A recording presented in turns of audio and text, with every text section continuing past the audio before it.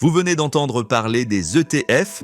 On vous a dit que c'était simple, efficace, peu risqué et parfait pour investir sans se casser la tête.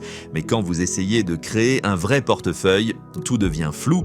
Quels ETF choisir, combien en prendre, quelle zone géographique, avec ou sans obligation, et surtout, est-ce que vous devez passer par un PEA ou un CTO?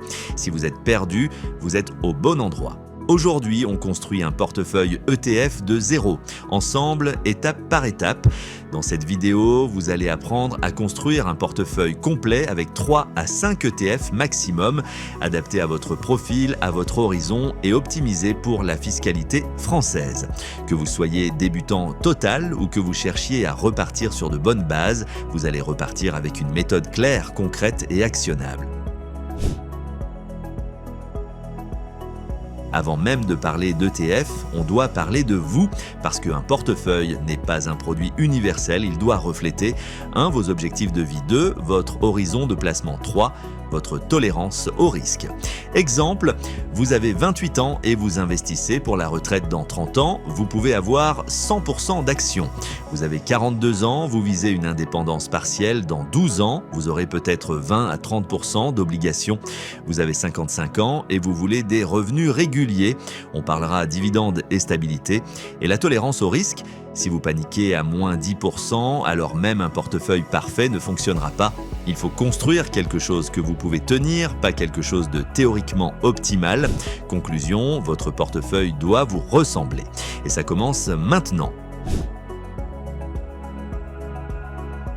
La fondation de 90% des portefeuilles passifs performants, c'est l'ETF Monde. Il suit l'indice MSCI World qui regroupe plus de 1500 actions dans 23 pays développés. Pourquoi c'est puissant? Vous êtes exposé à l'économie mondiale.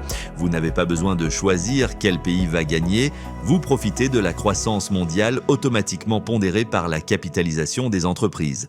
Exemple concret, CW8, Amundi MSCI World UCITS ETF, frais de gestion 0,18%, capitalisant, pas de dividendes imposables, éligible au PEA coté en euros.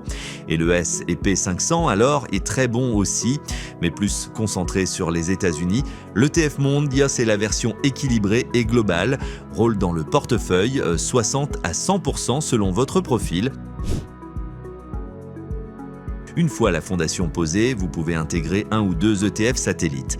Le but, à renforcer une zone géographique, Nasdaq, Asie, émergente, miser sur un secteur, tech, santé, énergie, ajouter une conviction personnelle, exemple LQQ, Nasdaq 100, iShares, Emerging Markets, Lyxor Green Bond, ETF, iShares Global Clean Energy. Règle à suivre, pas plus de 20 à 30% du portefeuille total, sinon vous perdez en lisibilité et en cohérence.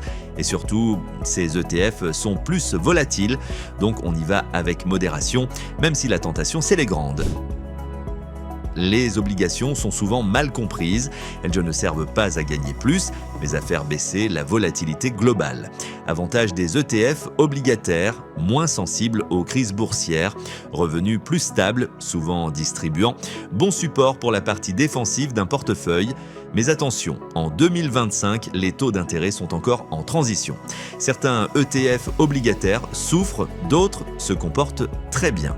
Exemples intéressants, Amundi Eurogovin 1 à 3 ans, stabilité plus, éligible PEA, et Shares Global Aggregate Bond à retenir. Si votre horizon est long, vous pouvez vous en passer, mais à partir de 40 ans ou d'un objectif à moins de 10 ans, une part de 10 à 30% peut vous aider à dormir tranquille. Passons à du concret. Et profil 1, investisseur jeune, 20 à 35 ans, 90%, CWA 8-10%, LQQ, stratégie ultra dynamique. Profil 2, investisseur équilibré, 35 à 50 ans, 70% ETF monde, 20% ETF sectoriel, ou Nasdaq, 10% obligations, stratégie croissance avec amortisseur, profil 3, pré-retraite ou revenu, 50% ETF monde, 30% obligations, 20% ETF à dividendes, objectif rendement plus stabilité. Message clé, ce sont des exemples, vous devez les adapter à votre situation. Beaucoup de gens perdent du temps à se demander « est-ce le bon moment pour acheter ?» Mauvaise question, la bonne approche, le DCA, investir un montant fixe chaque mois, peu importe le marché. Cela réduit le stress, lisse les points d'entrée et vous évite de tomber dans l'émotion. Et ensuite, rééquilibrer une fois par an, vérifiez que vos proportions n'ont pas trop bougé. Ne vendez pas pour réagir au marché, sauf si votre objectif a changé. La discipline est plus rentable que la prédiction. Parlons fiscalité, car le bon ETF dans le mauvais compte, ça coûte cher. Le PEA, exonération d'impôts après 5 ans, aucune taxe sur les dividendes tant que vous ne retirez pas. Limite de versement, 150 000 €. Parfait pour ETF Monde, Amundi, Lyxor, BNP Paribas. Le CTO, fiscalité immédiate sur plus-value et dividendes. Obligatoire pour certains ETF non éligibles au PEA type US, aucun plafond. Stratégie recommandée, utilisez le PEA pour construire votre cœur de portefeuille, utilisez le CTO pour les satellites non éligibles ou l'accès au marché US. 1. Commencez par un ETF monde capitalisant. 2. Ajoutez un ou deux satellites maximum. 3e, évitez les doublons géographiques. 4e, ne cherchez pas la performance court terme. 5e, utilisez un PEA dès que possible. 6. Investissez chaque mois mécaniquement. 7. Rééquilibrez, restez simple, restez constant.